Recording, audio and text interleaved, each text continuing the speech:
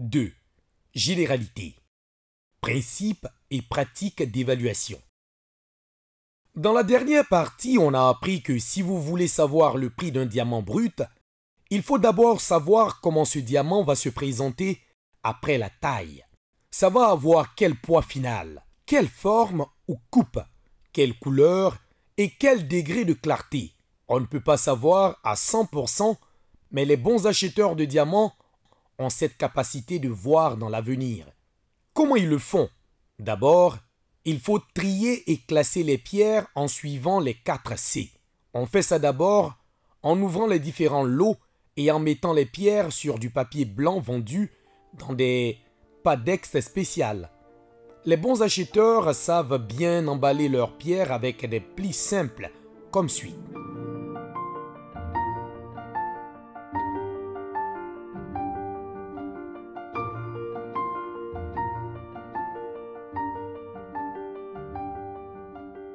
Après avoir déballé les lots, on s'assure d'avoir les bons instruments. Les bons instruments les plus importants sont d'abord le padex de papier blanc. Il faut que ce soit blanc. Sinon, on voit mal la couleur. Ensuite, il faut une balance électronique. La balance permet de déterminer le poids en carats. Souvent, quand on a un gros lot avec des milliers de pierres, ce n'est pas pratique de prendre le poids de chaque pierre. Dans ce cas, la classification se fait par tamis. Chaque tamis a une taille différente. En commençant par le plus gros, ça permet de classer les pierres par intervalle de 25 points, c'est-à-dire un quart d'un carat. Ensuite, il faut une lumière. La lumière naturelle du jour est la meilleure pour apprécier la couleur. Mais souvent, il faut une lampe avec une luminosité blanche consistante. Ceci est très important car, sans la bonne lumière, on va se tromper de couleur. Parfois, ça apparaît blanc, mais en réalité, c'est jaune. Parfois, ça apparaît jaune, mais en réalité, c'est blanc. Des petits papiers blancs sont aussi utilisés pour créer un fond blanc pour bien voir la vraie couleur. Parfois, on utilise des faux diamants colorés pour comparer et bien déterminer la couleur, et pour des grands acheteurs, il y a même des scanners qui aident à déterminer la couleur correcte. Après la lampe, la loupe est l'instrument le plus important. La loupe permet de magnifier l'intérieur de la pierre pour voir les différentes imperfections. Pour bien utiliser la loupe, il faut le tenir comme dans la photo. La distance entre les yeux et la loupe doit être la même distance entre la pierre et la loupe.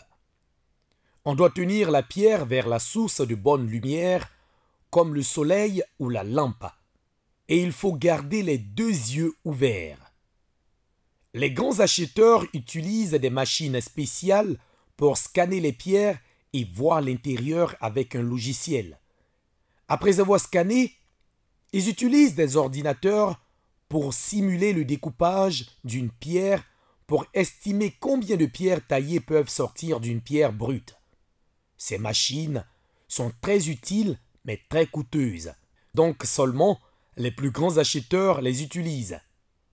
Enfin, il ne faut pas oublier les autres petits instruments essentiels, comme les pinces, soit avec 2 ou avec 4 griffes, et puis des petits conteneurs pour déplacer les pièces en toute sécurité.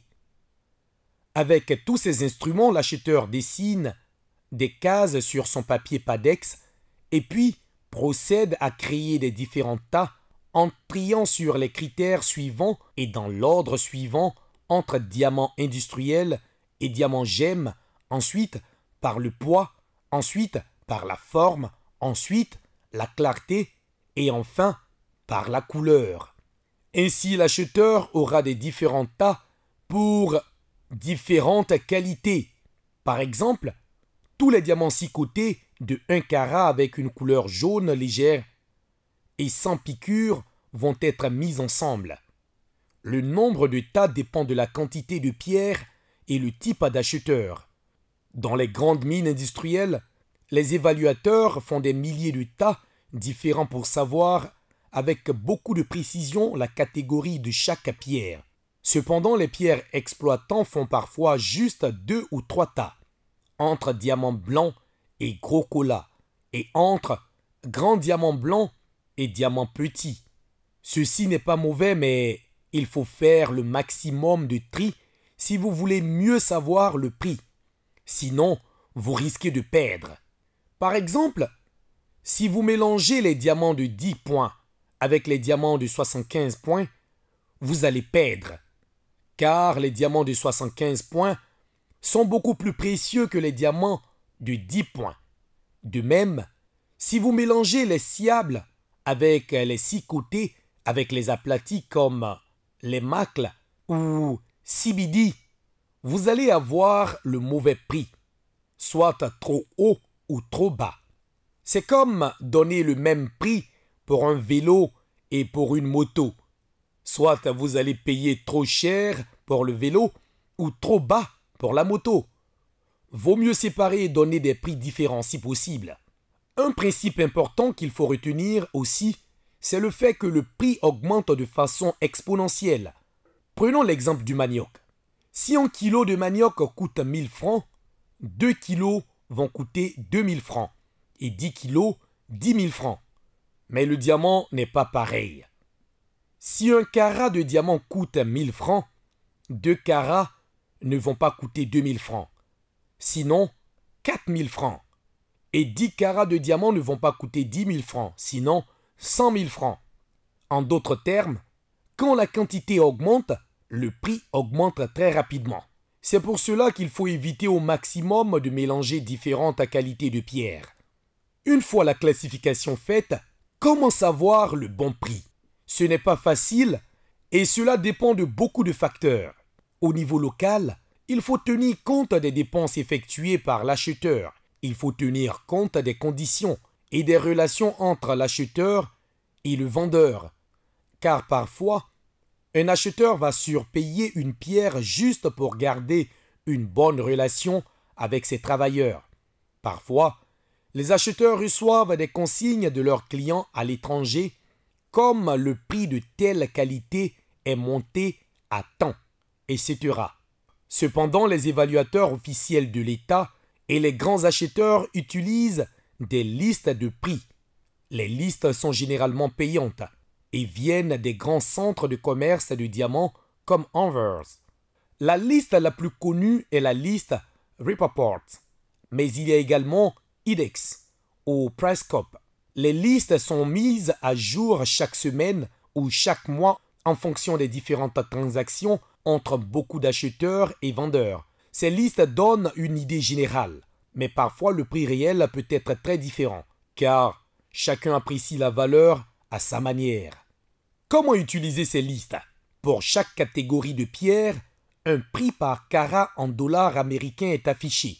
Par exemple, si nous avons un tas de pierres qui sont autour de 50 points, sont de forme sciable, de couleur D et de clarté IF, un prix par carat est affiché. Mais attention, il s'agit du prix du diamant taillé, donc il faut tenir compte des coûts de taillage et les autres coûts par les acheteurs. Il faut aussi savoir le rendement de la pierre brute. Par exemple, si j'ai un diamant 6 côtés de 2 carats, je prévois qu'on aura 2 diamants taillés de 0,50 points chacun, car on va diviser la pierre en 2 et on va perdre la moitié du poids quand on taille. Dans ce cas, on voit dans le tableau pour les diamants de 0,50 points pour cette qualité.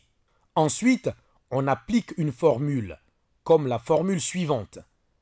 Prix par carat pour les diamants de 0,50 points pour cette qualité X poids total des diamants taillés prévus divisé par le poids total du diamant brut moins 15%. Différents acheteurs utilisent différentes formules et certains ont créé des listes spéciales pour des diamants bruts qui appliquent ces formules déjà, comme la liste AdTech ou Info Diamond. On ne va pas traiter tous ces détails, mais ce qu'il faut retenir, c'est le principe. On doit classer les pierres faire une estimation de la qualité de la pierre finale, et puis appliquer une formule pour trouver le juste prix en fonction des prix du marché international pour des diamants taillés de cette qualité. Donc, la base de tout, c'est une bonne appréciation de la qualité de la pierre et aussi une bonne connaissance de comment les différentes qualités changent le prix à la hausse et à la baisse.